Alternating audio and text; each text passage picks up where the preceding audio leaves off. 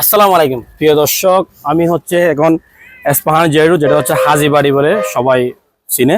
এটা হচ্ছে ময়লার একটা পাহাড়, পাহাড় বললেও চলবে এটা। আর এখানে কিন্তু অনেক স্থানীয় লোক আছে। এটা মেবি আজকে 2 সপ্তাহ আগে আমাকে অবগত করছে। আমার মোবাইল সমস্যার কারণে আমি ভিডিও করতে পারিনি। আমরা একটু দেখান। আসলে আমরা হচ্ছে মোবাইল জার্নালিস্ট বা ইউটিউবার বললে চিনে, অনেকে এই নামে চিনবেন আপনারা। কিন্তু আমাদের কাজ হচ্ছে মিডিয়া তুলে ধরা। আমরা এগুলো চাইলে কিছু করতে পারবো না। আমরা আমাদেরকে ভিডিও দেখাবো, আর ভিডিওগুলো আপনারা শেয়ার করবেন। যদি শেয়ারও না করেন তাহলে এটা আশেপাশের কয়েকজন লোক দেখবে, তাহলে উপরস্তর মানুষ যারা দায়িত্বশীল আছেন তাদের কিন্তু নজরে পড়বে না। তো আপনারা ভিডিও যারা দেখতেছেন সাথে সাথে একটু শেয়ার দিয়ে দিবেন। আমাদের এলাকায় আমরা আছি, এটা হচ্ছে হাজিবাড়ি, এখানে স্থানীয় লোকজন আছে। একটু বল। আসসালামু আলাইকুম। ওয়ালাইকুম সালাম। এগুলোর কারণে আমাদের সমস্যা হচ্ছে, ময়লাগুলোর কারণে অবশ্যই সমস্যা হচ্ছে।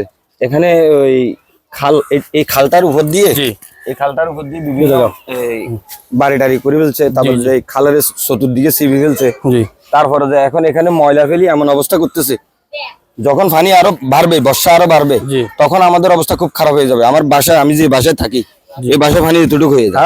বর্ষাকালের দৃশ্যটা আমি দেখছেন, সেটা আমি জানি। আমার বাসায় এতটুকু পানি হয়ে যায়। সামনে একটা মসজিদ আছে, সামনে মসজিদ আছে। আর এই ময়লাগুলো যদি দ্রুত না সরায়, এখানে তো বাঁধের কাজ চলতেছে, পানি ময়লা এগুলো যদি না সরায়, ময়লাগুলো না সরাইলে কিন্তু সামনে চলাচল খুব কষ্ট হয়ে যাবে।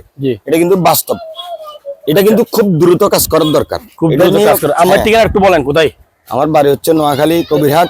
আমি এখানে থাকি, এই ফরাদ ভাই আছে না, ফরাদ ভাই, জমিদার ফরাদ ভাই, তাদের ভাড়া করে থাকি অনেক বছর যাবত। হ্যাঁ, অনেক বছর সম্পর্কে জানেন। 6 বছর হবে কম। দর্শক, আমরা যারা এইদিকে আছে, স্কুলের অনেক ছাত্ররা আছে, আমাদের কষ্ট হয় এগুলো।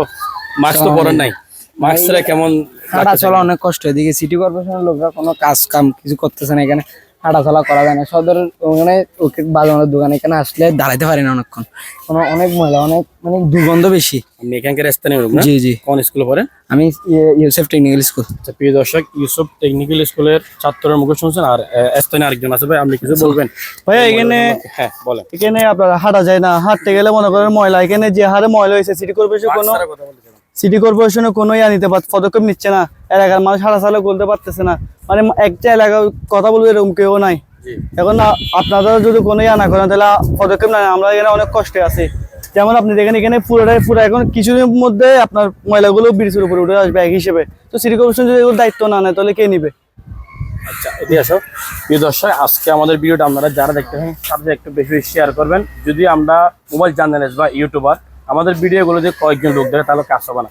আর যদি আপনারা এগুলো কাজটা দ্রুত সংস্কার করতে চান বা এগুলো নিয়ে যেতে চান, তাহলে আপনাদের ভিডিও বেশি শেয়ার করবেন যারা দায়িত্বশীল আছে। আমি সিটি কর্পোরেশন যারা দায়িত্বশীল আছে তাদেরকে বলেছি, আমি হচ্ছে এখন মোহরা চাপদাও হাজিবাড়ি উপস্থিত।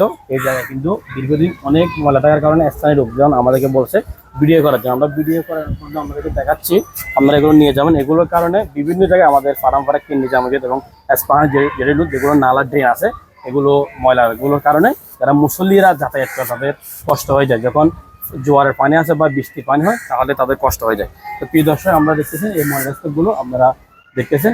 আমরা বলতেছি সিটি কর্পোরেশন দায়িত্বশীল যারা আছেন, আপনারা একটু দেখবেন এগুলোর কারণ তাদের কষ্ট হয়ে যাচ্ছে। আজকে আমরা এখানে শিখেছি।